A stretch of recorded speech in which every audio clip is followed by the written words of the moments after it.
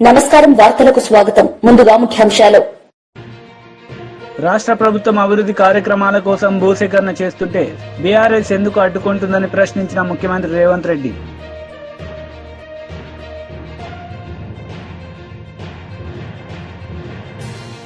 శాంతి భద్రతల విషయంలో రాజీ పడబోమని ముఖ్యమంత్రి చంద్రబాబు నాయుడు స్పష్టం.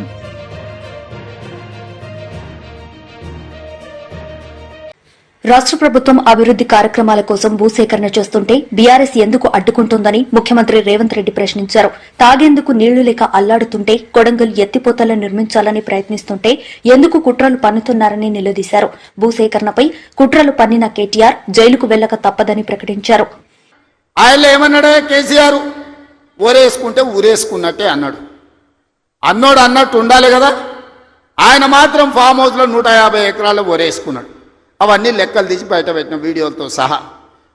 మా సార్ అట్లా వేసుకున్నాడు కానీ అని వాళ్ళ తాబేదారులు వచ్చి చెప్పారు. ఆ తర్వాత మన ప్రభుత్వం వచ్చినాక ఉత్తమ్ కుమార్ రెడ్డి గారితో వ్యవసాయ శాఖ మంత్రితో మాట్లాడి వరి పండించాల్సిందే, వరి కొనాల్సిందే, సన్న ఒడ్లు వండిస్తే 500 బోనస్ ఇస్తామంటే ఇవాళ 66 లక్షల ఎకరాలల్లా 1,53,00,000 మెట్రిక్ టన్నుల వరి ధాన్యాన్ని ఇవాళ తెలంగాణ గడ్డ పండించింది. స్వతంత్రం వచ్చినప్పటి నుంచి ఉమ్మడి ఆంధ్రప్రదేశ్లో కూడా ఇంత వరి పంట రాలేదు. ఇవాళ మన 10 నెలల ప్రభుత్వంలో 1,53,00,000 మెట్రిక్ టన్నుల వడ్లు పండించిందంటే అది మన రైతన్నల గొప్పతనం కాదా? గతంలో వడ్లు అంటే కాళేశ్వరం నీళ్లు తెచ్చిన అన్నాడు. ఆ దిక్కుమాలినోడు కట్టిన కాళేశ్వరం మేలిగడ్డ, అన్నారము, సుందిల్లా 3 కుప్పగూలినాయి. వెనకటికి కూడా పనిమంతుడు పందిరేస్తున్నట కుక్కతో తలిగి కూలిపోయిందంట. కాళేశ్వరం కట్టిండెప్పుడు, కూలిందెప్పుడు 1,00,000 కోట్లు నిండా మింగిండు, ఫామ్ హౌస్లో బోర్లో వండిండు. కాళేశ్వరం నుంచి సుక్క నీళ్లు లిఫ్ట్ చేయకుండా ఆనాడు కాంగ్రెస్ పార్టీ కట్టిన శ్రీరామ్ సాగర్ కావచ్చు, లేకపోతే శ్రీపద ఎల్లంపల్లి కావచ్చు, కల్వకుర్తి, భీమా, నెట్టంపాడు, కోయిల్ సాగర్, శ్రీశైలం, నాగార్జున సాగర్, హంద్రి, నీవా అక్కడ కడితే ఇక్కడ ఈ ప్రాంతంలో తెలంగాణ ప్రాజెక్టులు కడితే ఈరోజు ఖమ్మంలో కట్టిన ప్రాజెక్టులు, వరంగల్లో కట్టిన ప్రాజెక్టులు, నిజామాబాద్, కరీంనగర్లో కట్టిన కాంగ్రెస్ కట్టిన ప్రాజెక్టులతో ఈరోజు 1,53,00,000 మెట్రిక్ టన్నుల వడ్లు ఈరోజు తెలంగాణలో వండినాయి. 1,00,000 కోట్లు కాళేశ్వరంలో కాంట్రాక్టర్లకు కాలబెట్టిండు. పాలమూరు రంగారెడ్డికి 20,000 కోట్లు కాలబెట్టిండు. ఇంతవరకు సుక్క నీరు రాలేదు. కాళేశ్వరంలో 52,000 ఎకరాలకు ఇచ్చాడు. 1,00,000 కోట్లు కాంట్రాక్టులకు బిల్లు ఇస్తే 52,000 ఎకరాలకు నీళ్ళు వచ్చినాయి. ఈసారి అవి కూలిపోయి అది కూడా రాలే. ఇప్పటి వరకు చంద్రశేఖరరావు గారు 10 ఏళ్లల్లా 1,83,000 కోట్ల రూపాయల ప్రజాధనాన్ని ఇరిగేషన్ ప్రాజెక్టుల మీద పెట్టిండు. నేను సూటిగా అడుగుతున్నా, ఏ ప్రాజెక్ట్ అయినా నువ్వు పూర్తి చేసినవా? ఏ ఒక్క ప్రాజెక్ట్ అయినా తెలంగాణ ప్రజలకు అంకితం చేసినవా? ఇది పూర్తయింది, ఇది ప్రజలకు అంకితమైంది, దీంట్లో నీళ్ళు వస్తున్నాయని చెప్తావా అని నేను అడుగుతున్నా. ఇవాళ మల్లన్న సాగర్ అంటాడు, రంగనాయక సాగర్ అంటాడు, కొండపోచమ్మ అంటాడు. రంగనాయక సాగర్ కడితే రంగనాయక సాగర్ దగ్గర హరీష్ రావు ఫామ్ హౌస్ కట్టుకున్నాడు. 3 దిక్కుల ప్రాజెక్ట్ ఉంటుంది, మధ్యలో ఆయనకు ఫామ్ హౌస్ ఉంటుంది.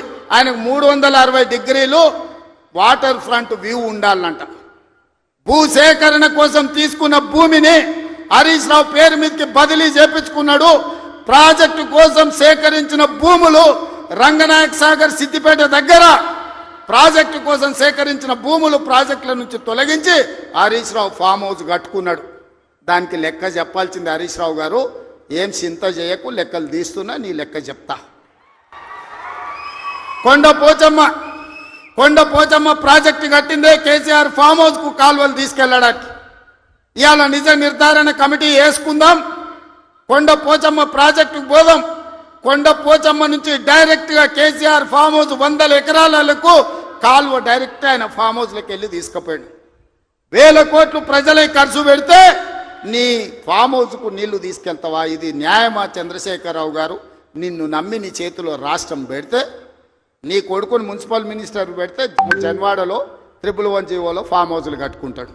ఆయన బామ్మార్ది ఇంకోటి కట్టుకుంటాడు. అందులో దీపావళి పండుగ వచ్చిందని చిచ్చుబుట్లు కాకుండా సారాబుట్లు పెట్టి దావతులు చేస్తాడు. ఏమనంటే మేము క్యాసినో నడుపుకుంటాం, మేము సారా బుట్లు పెట్టుకుంటాం, కాబట్టి మమ్మల్ని ఏం అనొద్దు అని. అంటే బావ కళ్ళల్లో ఆనందం చూడడానికి ఆయన బామ్మాడిది ఏమి తాగి తందనాలు ఆడినా డ్రగ్స్ తీసుకున్నాడు ఆ ఇంట్లో దొరికినా కేసు పెట్టొద్దా ఒకసారి ఆలోచన చేయండి. ఎంత సిగ్గు లేకుండా మాట్లాడుతున్నారంటే డ్రగ్స్ తీసుకున్నాడు దొరికిండు కదనే వాడు మొత్తం అందా అవును నేను డ్రగ్స్ తీసుకున్నాను వాడు ఒప్పుకుండు, డ్రగ్స్ ఉన్నోడు దొరికిండని వీడు ఒప్పుకుండు, కానీ వాడిని పట్టుకోవద్దంట పోలీసోడు. ఎందుకంటే మేము బీఆర్ఎస్ నాయకులం కాబట్టి మమ్మల్ని ఏమనొద్దని. ఈ రాష్ట్రంలో ఈ దేశంలో బీఆర్ఎస్ వాళ్ళకి ఏమైనా కొత్త చట్టం ఉందా? ఇడిచిపెట్టాలా? ఊర్లో డ్రంక్ అండ్ డ్రైవ్ అని పిల్లలు ఇవ్వడానికి తెలిసో తెలియక తాగితే నోట్లో పుల్ల పెట్టి ఊదిచ్చి వాని బండి గుంజుకొని వాని పోలీస్ స్టేషన్లో పెట్టి వాని ఈపులు వలగొట్టి వాని దగ్గర 5,000 వసూలు చేస్తున్న సన్నాసి నీ బామ్మార్ది డ్రగ్స్ తీసుకున్నాడు ఇంట్లో దొరికితే అక్రమంగా ఫామ్ హౌస్ కట్టుకుంటే వాని ఇంట్లో విదేశీ మద్యం దొరికితే వాని మీద కేసు పెట్టొద్దు అంటున్నావంటే చట్టం నీకోటి పేదోళ్ళకి ఇంకొక చట్టమా అని నేను అడుగుతున్నా. ఇదా తెలంగాణ రాష్ట్రంలో 10 ఏళ్ళ అధికారంలో ఉన్న మీరు ప్రజలకు చెప్తున్నది. ఇవాళ అభివృద్ధి గురించి మాట్లాడతాడు. 75 ఏళ్ళనే నా కొడంగల్ ఎప్పుడో 1960లో మా పెద్దలు గురునాథ్ రెడ్డి గారి వేదం మీద ఉన్నారు. 6 సార్లు ఎమ్మెల్యే అయిండు.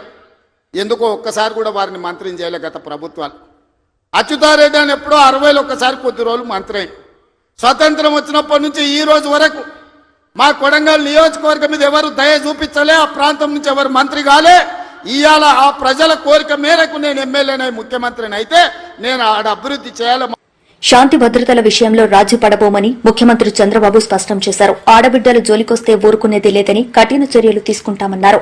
మత్తు పదార్థాలను నిర్మూలించేందుకు డ్రగ్స్ కు వ్యతిరేకంగా త్వరలోనే పెద్ద ఎత్తున ర్యాలీ చేపడతామని అసెంబ్లీ వేదికగా చంద్రబాబు వెల్లడించారు. జనంలో కల్పించిన ప్రజా చైతన్యం మాత్రం పూర్తిగా కొత్తని చెప్పాలి. స్వర్గీయ ఎన్టీఆర్ తెలుగుదేశం పార్టీ ఏర్పాటు ఎన్నికల్లో ప్రపంచం ఎంత సంచలనం సృష్టించాయో మొన్న ఎన్నికలు అంతకంటే సంచలనం సృష్టించాయి. అదే 93% స్ట్రైక్ రేట్, 57% ఓట్ షేర్. 46 ఏళ్లుగా నేను రాజకీయాలు చూశాను, ఎన్నికల్లో భాగస్వామినయ్యాను. కానీ ఆంధ్ర రాష్ట్ర చరిత్రలో మునుపెప్పుడూ చూడని ప్రజా తీర్పు. ప్రజలు బాధ్యతతో నమ్మకంతో రాష్ట్రాన్ని కాపాడుకోవాలి అనే ఒక గట్టి సంకల్పంతో ఓటేసి తీర్పిచ్చారు. ప్రజలు ఇచ్చిన ఈ చారిత్రాత్మక తీర్పుని గౌరవించాలి, ప్రజల నమ్మకాన్ని నిలబెట్టుకోవాలి, ప్రజా ఆకాంక్షలు నెరవేరాలి, ప్రజల అంచనాలని అందుకునే విధంగా మనందరం పనిచేయాల్సిన బాధ్యత ఉంది. అందుకే ఈ ప్రభుత్వం అనునిత్యం ఆలోచించుకుంటూ ఏ విధంగా ముందుకు పోవాలనో ముందుకు పోయే ప్రయత్నాలు చేస్తున్నాం. అయితే ఆ దిశ ఇది జరిగినప్పుడు కూడా ఒక విషయం మీకు చెప్పాలి. ఆంధ్రప్రదేశ్ రాష్ట్రంలో ఆ రోజు సమైక్య ఆంధ్రప్రదేశ్లో కానీ ఇప్పుడు నవ్య ఆంధ్రప్రదేశ్లో కానీ మరే ఏ నేతకు దక్కని గౌరవం నాకు దక్కింది. ఇన్ని సంవత్సరాలు సమైక్య ఆంధ్రప్రదేశ్లో 9 సంవత్సరాలు అందరికంటే ఎక్కువ ముఖ్యమంత్రిగా ఉండే అవకాశం వచ్చింది. 10 సంవత్సరాలు ప్రతిపక్ష నాయకుడిగా పనిచేసే అవకాశం వచ్చింది. అదే మరి ఇక్కడ ఒకసారి రెండోసారి ముఖ్యమంత్రిగా ఒకసారి ప్రతిపక్షంలో పనిచేసే అవకాశం ప్రజలు ఇచ్చారు. అదే ఇంకొక విధంగా దిశ అనునిత్యం కష్టపడి పనిచేయడం, నిజాయితీగా ఉండడం, అనుక్షణం ప్రజలు వాళ్ళ బిడ్డల సంక్షేమమే ధ్యేయంగా పనిచేస్తూ వచ్చాను. అందుకే 4 దశాబ్దాలుగా ప్రజలు ఆదరించారు. వాళ్లకు నా జీవితాంతం కూడా రుణపడి ఉంటానని చెప్పి మరొక్కసారి ప్రజలందరికీ విజ్ఞప్తి చేస్తున్నాను. వైఎస్సార్సీపీ అధినేత వైఎస్ జగన్ ను మళ్లీ ముఖ్యమంత్రిని చేస్తామన్నారు మాజీ మంత్రి అనిల్ కుమార్ యాదవ్. అలాగే రాష్ట్రంలో వైఎస్సార్సీపీకి పూర్వ వైభవం తీసుకొస్తామని చెప్పుకొచ్చారు. మాజీ మంత్రి అనిల్ కుమార్ నెల్లూరులో మీడియాతో మాట్లాడుతూ నేను పార్టీ మారుతున్నానంటూ కొన్ని ఛానల్స్ తప్పుడు ప్రచారం చేస్తున్నాయి. నేను రాజకీయాల్లో ఉన్నంతకాలం వైఎస్ జగన్ వెంటే ఉంటాను. వచ్చే ఎన్నికల్లో నెల్లూరు జిల్లాను క్లీన్ స్వీప్ చేసేలా కృషి చేస్తాం. వైఎస్ జగన్ ను మళ్లీ ముఖ్యమంత్రిని చేస్తామని అన్నారు. దూరంగా ఉన్న అని మీరు ఇష్టం వచ్చినట్టు ఏదైనా చేయాలంటే భయపడే గుండె కాదు. వాళ్ళకి తెలుసు భయపడే వాణ్ణి కాదు మూర్ఖుడినేనని. నిజంగానే నేను పల్నాడుకి వెళ్ళి పోటీ చేసిన తర్వాత అక్కడ వాళ్ళు ఎమ్మెల్యేల కన్నా నాకు 40,000 ఎక్కువ. ఒక రకంగా చెప్పాలంటే ఆ ప్రాంతం వాళ్ళు ఎన్నికలు అయిపోయిన తర్వాత కొన్ని ఊర్ల మీద దాడి చేస్తుంటే కూడా పోలేని పరిస్థితి. కారణం ఏంటంటే నేను పోయిన తర్వాత ఆ ఊర్లోకి వెళ్ళిన తర్వాత ఇంకా వాళ్ళ మీదకి, ఎందుకంటే నేను వెళ్ళి వస్తా, ఇంకా వాళ్ళ మీద దాడులు ఎక్కువ అవుతాయేమో. ఎందుకంటే ఎక్కువ పాపం అక్కడ నాకు అభిమానంతో అక్కడ నా సామాజిక వర్గం వాళ్ళు ఎక్కువ మంది పాపం ఆ పార్టీ ఈ పార్టీని చూడకుండా ఓట్లు వేసిన వాళ్ళు ఊర్ల మీద పడి దాడి చేస్తున్నా కూడా ఏమీ చేయలేని నిస్సా. ఎందుకంటే వెళితే నాకేముంది, వెళ్తా 2 మాటలు చెప్తా, రెచ్చగొట్టే మాటలు లేకపోతే ధైర్యం ఇచ్చే మాటలు చెప్పొచ్చిన తర్వాత మళ్ళీ ఆ ఊర్ల మీద పడి దాడి చేస్తే పరోక్షంగా మళ్ళీ నేనే వాళ్ళని కారకులు అవుతాడని చెప్పి దూరం ఉండాల్సిన పరిస్థితితో ఉన్నాం. అంత మాత్రాన ఎవరు ఇక్కడ ఏమి లేదు. 60 రోజులు కాకపోతే, నెల కాకపోతే, కలగంటున్న వాళ్ళు నెల కాకపోతే 2 నెలలు పెట్టండి. 1 కాకపోతే పాత కేసులు ఏమన్నా 10 ఎవడెవడో కొట్టుకున్న కేసులన్నీ కూడా కావాలంటే ఎవడెవడో కొట్టుకున్న కేసులన్నీ లోడ్ ఇచ్చి దీంట్లో అనిల్ కుమార్ యాదవ్ జయించాడని చెప్పుకొని పెట్టుకోండి. నాకేం అభ్యంతరం లేదబ్బా, హ్యాపీగా జైలుకి పోతా వస్తా. కానీ ఒక్కడ మాత్రం గుర్తుపెట్టుకోండి, ఇచ్చింది తప్పకుండా వెనక్కి తప్పకుండా అందరికీ వస్తుంది. ఒకరికి మీరు ఇస్తే డబుల్గా వస్తుంది.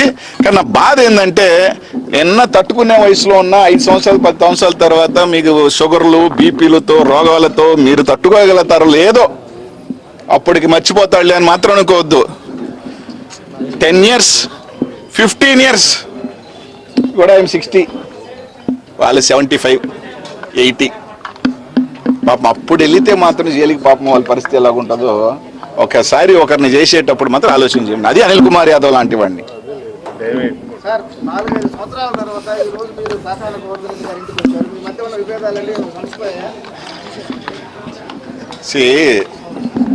చిన్న చిన్న యువ మనస్పర్ధలు అవన్నీ కూడా కొంతమంది సృష్టిస్తారు, కొన్ని ఉండదు. కానీ ఇక్కడ పార్టీ జగన్మోహన్ రెడ్డి చాలా ముఖ్యం. Is above all.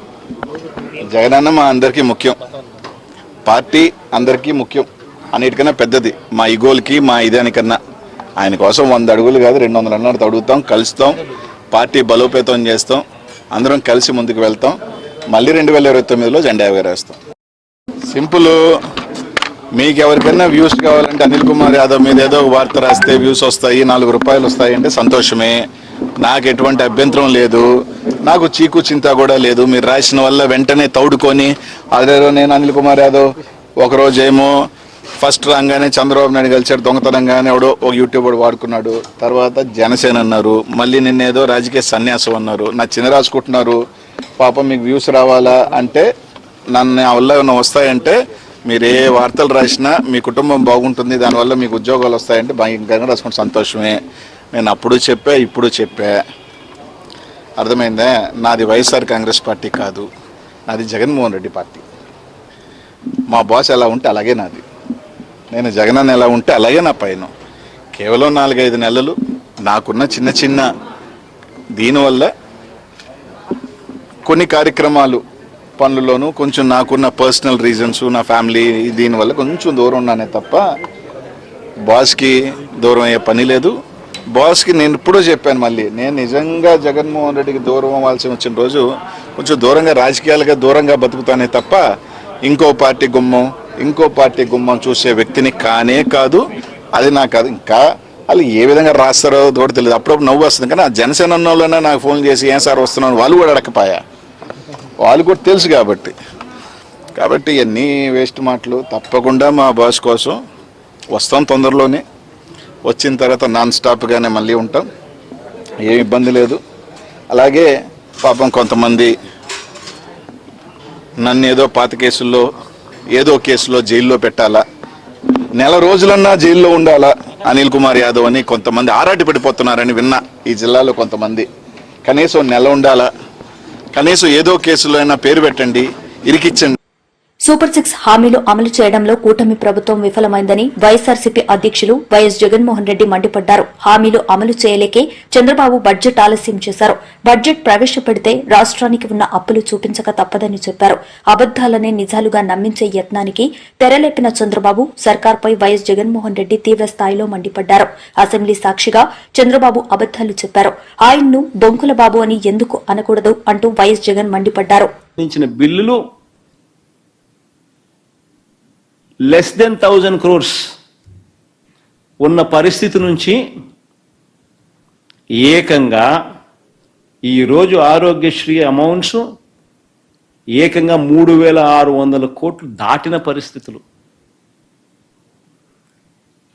మా హయాంలో 3700 కోట్ల రూపాయలకు సంబంధించిన ఆరోగ్యశ్రీ వ్యవస్థను ఆ రకంగా బిల్లులు ఇస్తూ ఆ రకంగా ఆరోగ్యశ్రీని పెంచి ఎఫిషియెంట్గా చేస్తూ పేదవాడికి దగ్గరై గొప్పగా ఆ కార్యక్రమాన్ని మేము నిర్వర్తిస్తూ ఉంటే వీళ్ళు దీన్ని ఏం చేస్తారు? ఇది నిజంగా సోషియో ఎకనామిక్ సర్వేలు వీళ్ళు రాసిన మాటలు ఒకసారి చదువుదాం, చాలా ఇంట్రెస్టింగ్గా ఉంటాయి. డ్యూరింగ్ 2023-24 అండర్ డాక్టర్ ఎన్టీఆర్ వైద్య సేవా స్కీమ్ 2023-24 ఎవరి ప్రభుత్వం ఉందో నాకు అర్థం కాల. వైఎస్ఆర్ గారి పేరా, ఎన్టీఆర్ గారి పేరా, అంతకన్నా అర్థం కాదు. డ్యూరింగ్ 2023-24 అండర్ డాక్టర్ ఎన్టీఆర్ వైద్య సేవా స్కీమ్ అంట. వైఎస్ఆర్ ఆరోగ్యశ్రీ పేరును మార్చేసినారు. 2023 నుంచి 2023-24 అంటే మా హయాంను వాళ్ళ హయాం కింద రాసుకున్నారు. డాక్టర్ ఎన్టీఆర్ వైద్య సేవా స్కీమ్ కింద 13,22,319 మంది పేషెంట్లకు మేలు జరిగించినారంట. 3,762 కోట్ల రూపాయలు ఖర్చు చేసినారంట.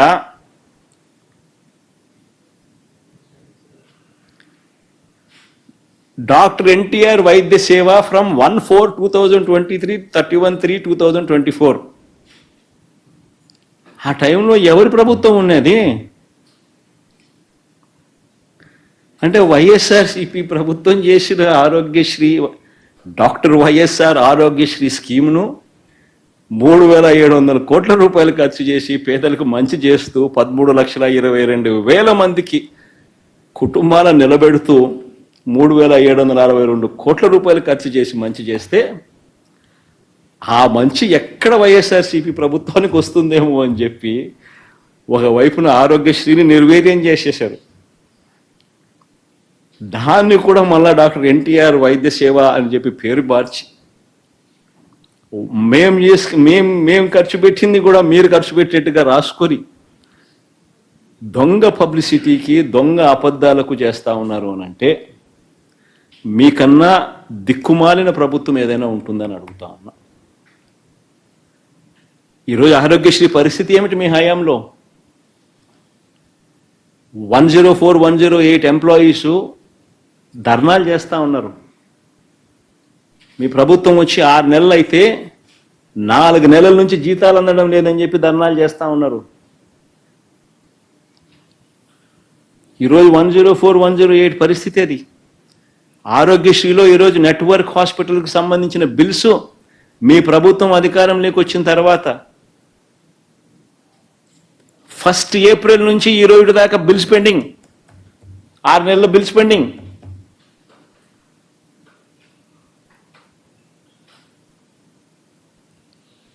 నెట్వర్క్ హాస్పిటల్స్కి ఇవ్వాల్సిన బిల్లులు ఇవ్వడంలా.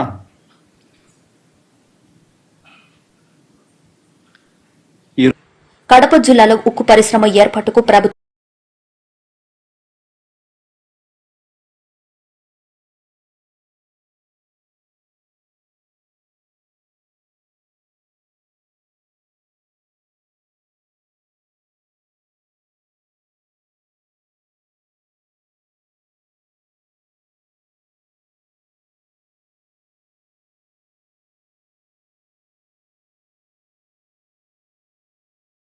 అనుకున్న ప్రాజెక్ట్ కడప స్టీల్ ఫ్యాక్టరీ వస్తే ఈ ప్రాంతం అంతా సస్యశ్యామలం అవుతుందని, ఇక్కడ కడప బిడ్డల జాతకాలు మారిపోతాయి అని, ఎంతో మందికి మేలు జరుగుతుంది అని రాజశేఖర రెడ్డి గారు కడప స్టీల్ ఫ్యాక్టరీ రావాలి అని ఉద్దేశించారు. నిజానికి రాజశేఖర రెడ్డి గారు ఉన్నప్పుడే కడప స్టీల్ ఫ్యాక్టరీ కోసం ఎన్నో ప్రయత్నాలు చేసి దీన్ని సాకారం చేయాలి అని పూర్తి బ్లూ ప్రింట్ కూడా తయారు చేశారు. 10,000 ఎకరాలలో 20,000 కోట్ల పెట్టుబడితో 20 మిలియన్ల టన్నులు ఉత్పత్తి చేసే కెపాసిటీ గల ప్లాంట్ ని ఇక్కడ ఏర్పాటు చేయాలి అని మొత్తం ప్లాన్ చేశారు రాజశేఖర రెడ్డి గారు. రాజశేఖర రెడ్డి గారు ఉద్దేశం ప్రకారం 25,000 మందికి డైరెక్ట్ ఎంప్లాయ్మెంట్ ఇస్తుంది, ఇంకో 1,00,000 మందికి ఇండైరెక్ట్ ఎంప్లాయ్మెంట్ ఇస్తుంది ఈ ప్లాంట్ అన్నది రాజశేఖర రెడ్డి గారి ఉద్దేశం అయితే, మరి ఈ రోజు ఏమైంది, ఎక్కడికి పోయింది? అంత గొప్ప ప్రణాళిక తర్వాత వచ్చిన నాయకుల చేతుల్లో నాశనం అయిపోయింది కదా. రాజశేఖర రెడ్డి గారు శంకుస్థాపన చేసింది ఆయన అధికారంలో ఉన్నప్పుడు 2008లో అయితే, ఆ తర్వాత కాలంలో రాష్ట్ర విభజన జరిగినప్పుడు కడప స్టీల్ ఫ్యాక్టరీ తప్పనిసరిగా కట్టాల్సిన ఫ్యాక్టరీ శైల ఆధ్వర్యంలోనే దీన్ని కట్టాలి అని విభజన హామీలలో ఒక హామీ కడప స్టీల్ ఫ్యాక్టరీ. 2014లో కాంగ్రెస్ పార్టీ అధికారంలోకి వచ్చుంటే కడప స్టీల్ ఫ్యాక్టరీ ఈ పార్టీకి పూర్తి కూడా అయిపోయేది. కానీ దురదృష్టం కొద్దీ 2014లో కాంగ్రెస్ పార్టీ అధికారంలోకి రాలేదు కాబట్టి మనకి ప్రత్యేక హోదా రాలేదు, దాంతో పాటు ఏ ఒక్క విభజన హక్కు కూడా మనకు రాలేదు, దాంతో పాటు కడప స్టీల్ ఫ్యాక్టరీ కూడా రాకుండా పోయింది. 2014లోనే కడప స్టీల్ ఫ్యాక్టరీ అయినా ప్రత్యేక హోదా అయినా ఇవన్నీ కూడా సాకారం అవ్వాల్సి ఉంటే బీజేపీ పార్టీ పుణ్యమా అని 2014లో అధికారంలోకి వచ్చారు. అప్పటి నుంచి ఇప్పటి వరకు కూడా ఒక్కటంటే ఒక్క విభజన హామీ కూడా బీజేపీ పార్టీ ఆంధ్ర రాష్ట్రానికి నెరవేర్చలేదు. ఇది అహంకారం కాకపోతే ఏమిటి? కడప స్టీల్ ఫ్యాక్టరీ చేయాలి అన్నది విభజన హామీ అయితే కుదరదు అని తేల్చి చెప్పింది బీజేపీ పార్టీ. ఎంత ఆంధ్ర రాష్ట్రం అంటే ఎంత చిన్న చూపు కాకపోతే ప్రత్యేక హోదా ఇవ్వలేదు, ఒక్క విభజన హామీ నెరవేర్చలేదు, కనీసం కడప స్టీల్ ఫ్యాక్టరీ కూడా కుదరదు అని తేల్చి చెప్పింది బీజేపీ పార్టీ. అలాంటి బీజేపీ పార్టీకి పోయిన 5 సంవత్సరాలైనా ఇప్పుడైనా అంతకు ముందైనా అదే బీజేపీ పార్టీకి మద్దతు ఇస్తున్నారు జగన్మోహన్ రెడ్డి గారైనా చంద్రబాబు గారైనా. ఒక్క విభజన హామీ కూడా నెరవేర్చకపోయినా కూడా అదే బీజేపీ పార్టీతో డ్యూయెట్లు పాడుతూ తిరిగారు చంద్రబాబు గారు, జగన్మోహన్ రెడ్డి గారు. చంద్రబాబు గారు 2014లో ముఖ్యమంత్రి అయ్యారు. Kadapa steel factory BJP party మేము కట్టము అని తేల్చి చెప్పాక ఆఖరికి ఇక చంద్రబాబు గారు అధికారంలోంచి ఆయన టర్మ్ అయిపోయింది అన్న టైంలో 4.5 సంవత్సరాలు అయిపోయిన తర్వాత తాపీగా కడప స్టీల్ ఫ్యాక్టరీ ఇక ఎన్నికల కోసమన్నా వాడుకుందాం అనుకున్నారో ఏమో, కడప స్టీల్ ఫ్యాక్టరీ దగ్గర మళ్ళీ ఇదిగో ఈ టెంకాయలతో మళ్ళీ శంకుస్థాపన చేశారు చంద్రబాబు గారు. రాజశేఖర రెడ్డి గారు చేసిన స్థలంలో కాకుండా స్థలం మార్చి చంద్రబాబు గారు మళ్ళీ టెంకాయ కొట్టి శంకుస్థాపన చేశారు. చంద్రబాబు గారి ప్రకారము 4,000 ఎకరాలు భూమి ఇచ్చి 3 మిలియన్ టన్ల ప్లాంట్ కట్టాలి అన్నది చంద్రబాబు గారి ఉద్దేశం. తీరా 6 నెలలు అయిపోయింది, ఎలక్షన్లు అయిపోయాయి, చంద్రబాబు గారు ఓడిపోయారు. 2019లో జగన్మోహన్ రెడ్డి గారు ముఖ్యమంత్రి అయ్యారు. ముఖ్యమంత్రి అయిన 6 నెలలకు మళ్ళీ ఇదిగో ఇదే టెంకాయ మళ్ళీ కొట్టారు. మళ్ళీ ఇంకొక స్థలం మార్చి ఆయన మళ్ళీ శంకుస్థాపన చేశారు. ఆ రోజు జగన్మోహన్ రెడ్డి గారు చెప్పిన మాటలు, ఎన్నికలు 6 నెలలు ఉంది అనంగా టెంకాయ కొడితే దాన్ని మోసము అంటారు, అదే అధికారంలోకి వచ్చిన 6 నెలలకే టెంకాయ కొడితే దాన్ని చిత్తశుద్ధి అంటారు అని ఆస్కర్ డైలాగులు చెప్పారు జగన్మోహన్ రెడ్డి గారు. చిత్తశుద్ధి అంటే ఏమిటో నేను 3 ఏళ్లలో చూపిస్తా, ఈ ప్లాంట్ కడతాను అని జగన్మోహన్ రెడ్డి గారు ఆ రోజు చెప్పిన మాట. దే జమ్మలమడుగులో నేను పుట్టిన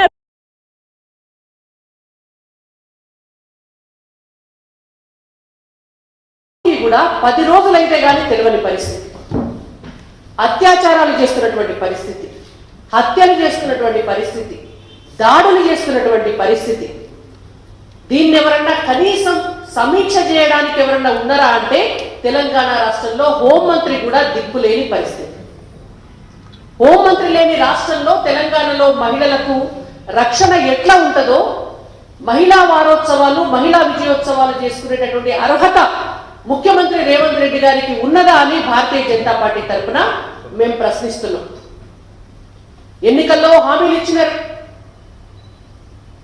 శ్రీమతి ప్రియాంక గాంధీ గారిని తీసుకొచ్చి, రాహుల్ గాంధీ గారిని తీసుకొచ్చి, ఒక మీటింగ్లో అయితే సోనియా గాంధీ గారిని తీసుకొచ్చి మహిళా డిక్లరేషన్ చేసినారు.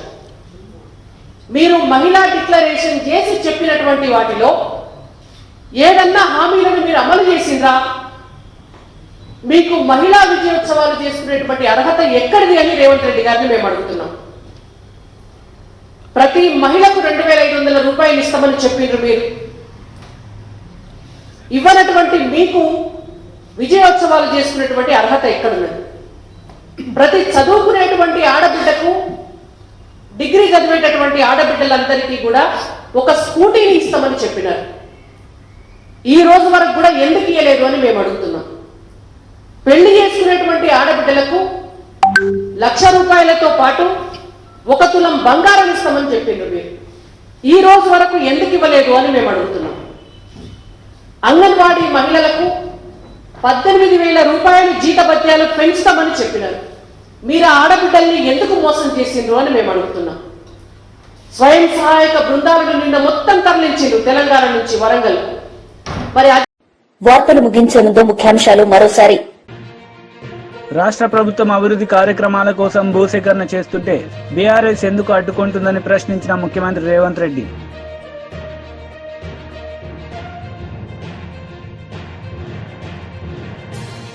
శాంతి భద్రతల విషయంలో రాజీ పడబోమని ముఖ్యమంత్రి చంద్రబాబు నాయుడు స్పష్టం.